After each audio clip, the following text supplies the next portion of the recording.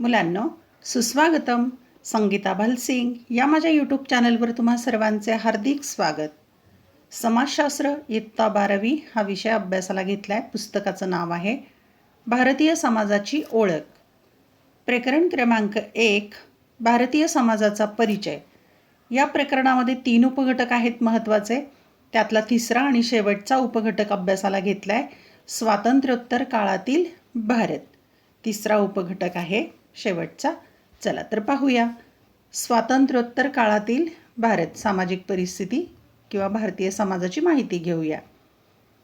स्वातंत्र्योत्तर काळात एक स्वतंत्र देश या नात्याने भारताच्या ध्येय धोरणांमध्ये अनेक बदल झाले. स्वातंत्र्य मिळाले 1947ला आणि भारतामध्ये एक स्वतंत्र देश म्हणून अनेक प्रकारची ध्येय धोरणं बदलली. आपली प्राचीन संस्कृती आणि ब्रिटिश काळ यांच्या संमिश्र परिणामातून आपले वर्तमानकालीन विचार, वागणूक, उद्दिष्टे, ध्येय, गरजा या गोष्टींची विशिष्ट पठडी बनलेली आहे.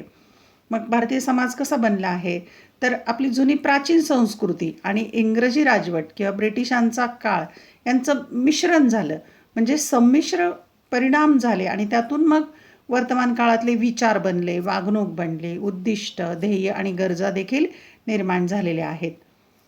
त्याबरोबर आपल्यापुढे नवीन आव्हाने आणि नवीन संधीसुद्धा उभ्या राहिल्यात. नवीन चॅलेंजेस निर्माण झाली आणि नवीन संधी पण मिळालेल्या आहेत.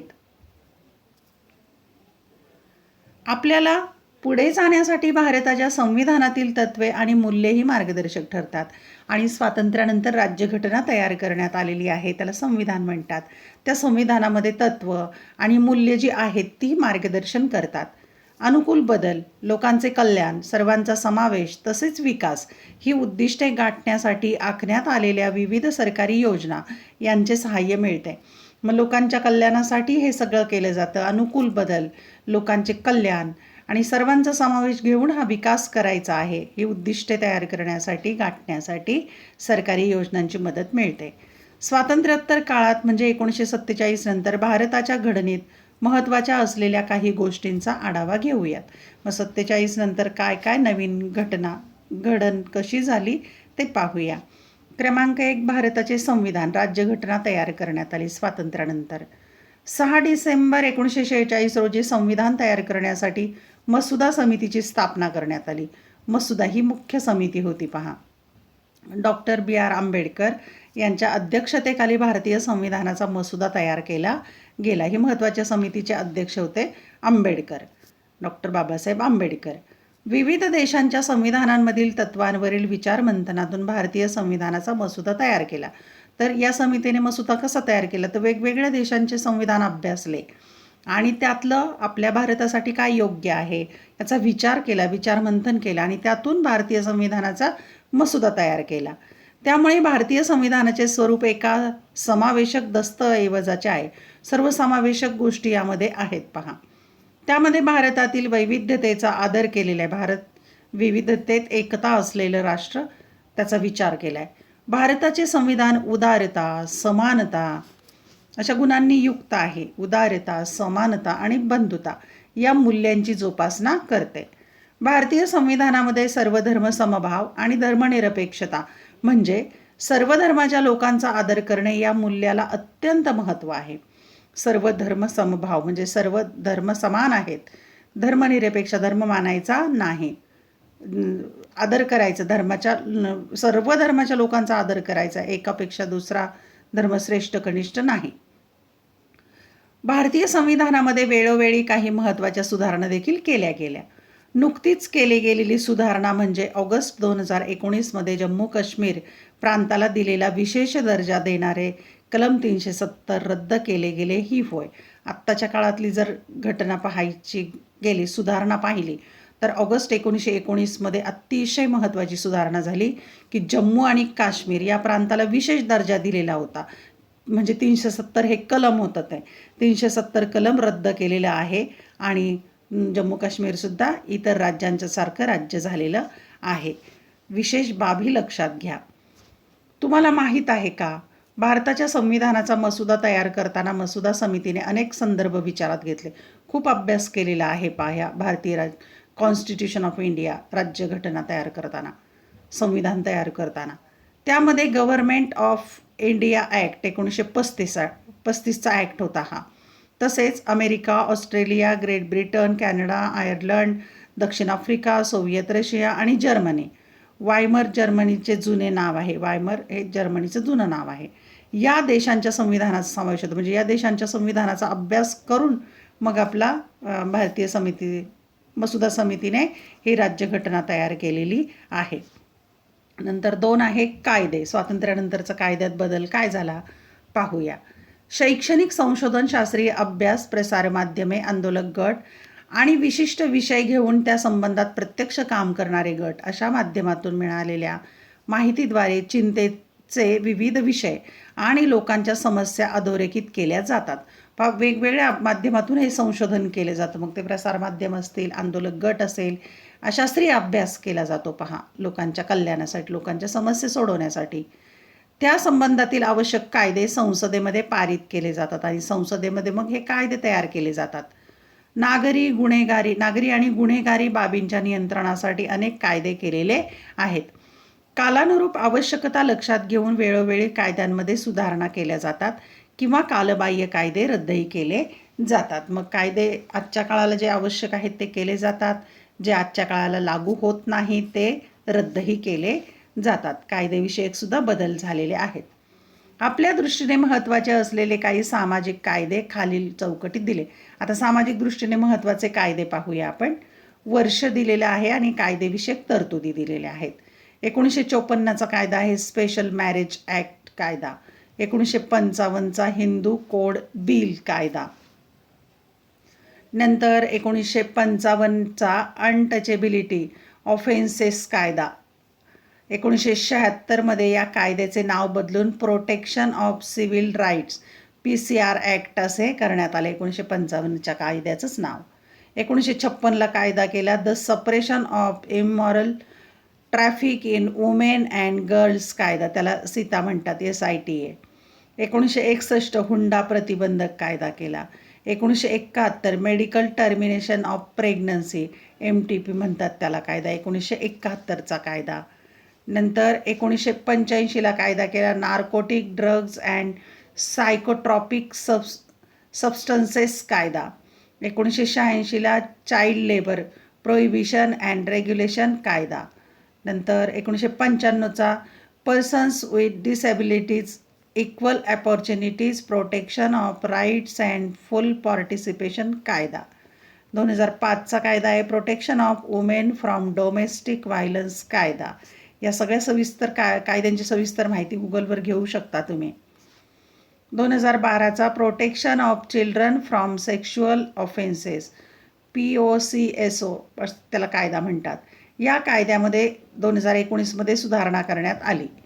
2013चा कायदा आहे prohibition of employment as manual scavengers and their rehabilitation कायदा. 2015 ज्युव्हेनाईल जस्टिस कायदा केला केअर अँड प्रोटेक्शन ऑफ चिल्ड्रनचा कायदा येतो.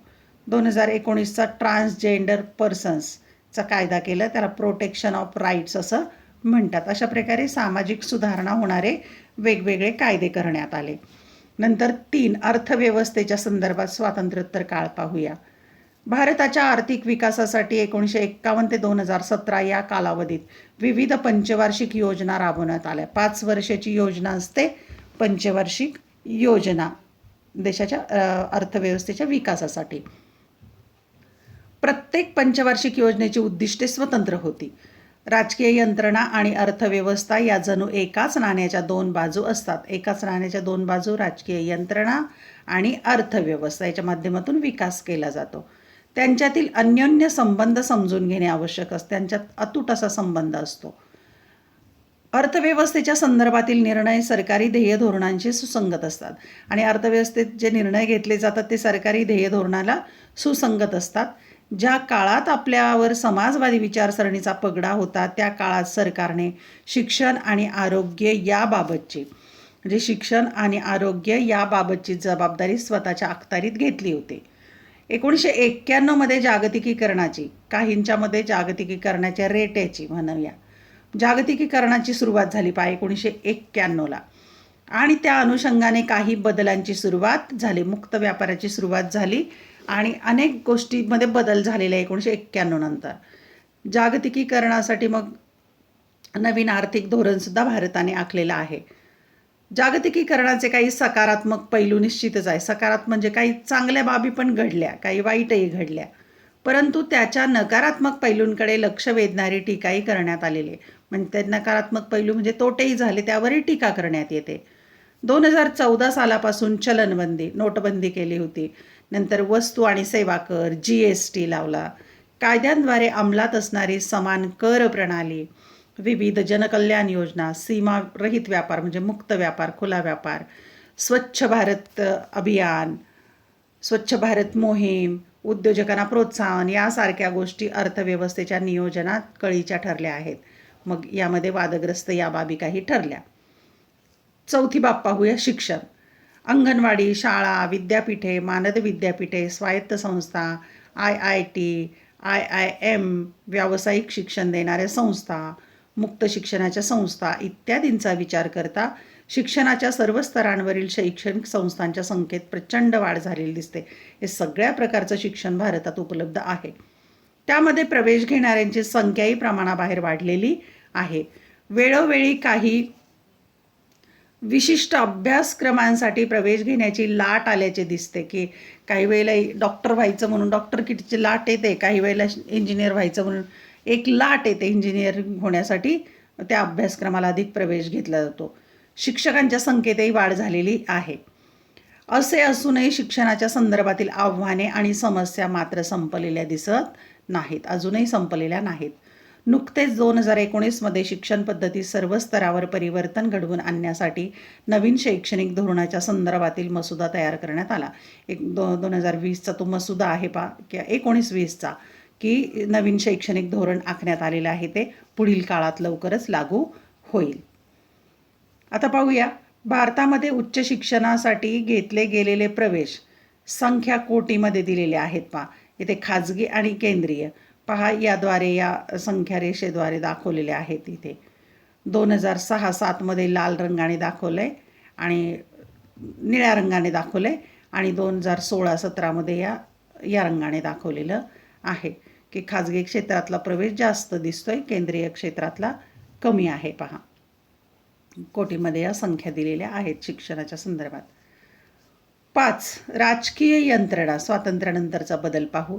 स्वातंत्र्योत्तर भारतामध्ये लोकशाहीच्या तत्वांचे अनुसरण करणारी राजकीय यंत्रणा आपण स्वीकारली, म्हणजे लोकशाही व्यवस्था स्वीकारलेली आहे आपण.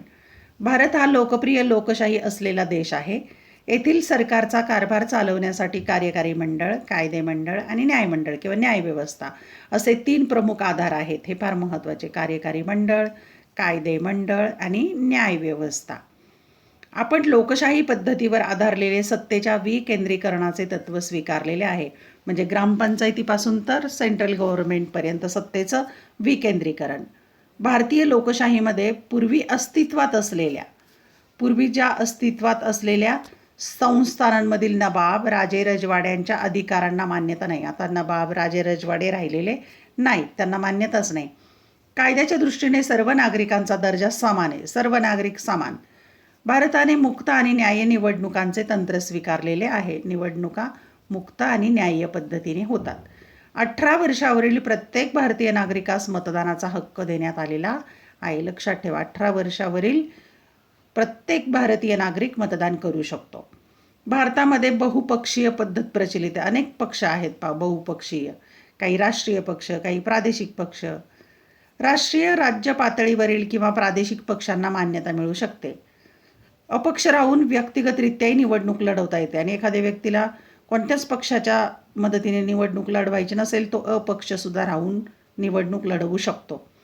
आपली राज्यव्यवस्था संघराज्य म्हणजे केंद्र आणि राज्य संघ, म्हणजे त्याला संघराज्य म्हणतात. केंद्र आणि राज्य यांच्या संदर्भात संघराज्याच्या अधीन असलेला प्रदेश या स्वरूपाची आहे. केंद्र सरकार किंवा राज्य सरकारची ध्येये, धोरणे आणि राजकीय हेतू हे स्वतंत्र असतात. केंद्र सरकारचं आणि राज्य सरकारची ध्येय धोरणं वेगवेगळी असू शकतात. त्यांचे आपापले मतभेद किंवा भिन्न दृष्टिकोन असू शकतात. उदाहरणार्थ, उजवी, डावी किंवा मध्यम विचारसरणी वेगवेगळी असू शकते. विरोधी पक्षांची सत्ताधारी पक्षांवर नियंत्रण ठेवणे ही जबाबदारी असते. जो विरोधी पक्ष असतो, जो निवडून आलेला नाही आहे, तो सत्ताधारी पक्षावर नियंत्रण ठेवतो. सहमती ही लोकशाही व्यवस्थेतील महत्त्वाचे मूल्य आहे. सगळ्यांची सहमती झाली पाहिजे, मान्यता असली पाहिजे, हे तत्त्व महत्त्वाचं आहे. पहा या चित्रामध्ये भारतातील प्रत्येक सज्ञान व्यक्तीला मतदानाचा हक्क आहे. 18 वर्ष ज्यांचा आहे त्या स्त्री पुरुषांना मतदानाचा हक्क आहे. भारतीय समाजाचा परिचय करून देणाऱ्या या पाठात तुम्हाला आपल्या अत्यंत व्यापक स्वरूपाच्या संस्कृतीची आणि ती घडवण्यास कारणीभूत असणाऱ्या विविध प्रभावी घटक यांची सारांशाने परंतु यथार्थ ओळख झाली आहे असे म्हणता येईल. म्हणजे भारतीय समाजाचा परिचय करून घेताना या व्यापक गोष्टी आपण विचारात घेतल्या आणि व्यापक स्वरूपाची संस्कृती आहे, कोणकोणते घटक प्रभावित झाले हे पण आपण सारांशाने घेतलेलं आहे. त्यातून आपल्या सामाजिक संस्थांचे स्वरूप घेणे शक्य होईल. मग सामाजिक संस्थांचं स्वरूप कसं आहे भारतात ते अनुभवता येतं, समजतं. तसेच भारतातील सामाजिक बदलांचा चिकित्सक अभ्यास करता येईल. सामाजिक बदल कसे झाले याचा अभ्यास करता येतो या माहितीतून. आणि प्रगती, विकास साधण्याच्या मार्गात आपल्या अनुभवाला येणाऱ्या अडचणी तपासून पाहण्याची क्षमता आपल्याला प्राप्त होईल. आणि मग यामध्ये कोणत्या विकासामध्ये कोणत्या अडचणी येतात त्याचाही विचार करता येतो. त्याचप्रमाणे आपल्यापुढे असणाऱ्या आव्हानांची कल्पना येईल. मग कोणते चॅलेंजेस आहेत आपल्या समोर, कोणत्या समस्या आहेत, कोणते आव्हान आहेत, हे अभ्यासावरून आपल्या लक्षात येतं. धन्यवाद. व्हिडिओ लेक्चर आवडल्यास चॅनल सबस्क्राईब करून बेल आयकॉन प्रेस करायला विसरू नका. अभ्यासासाठी शुभेच्छा.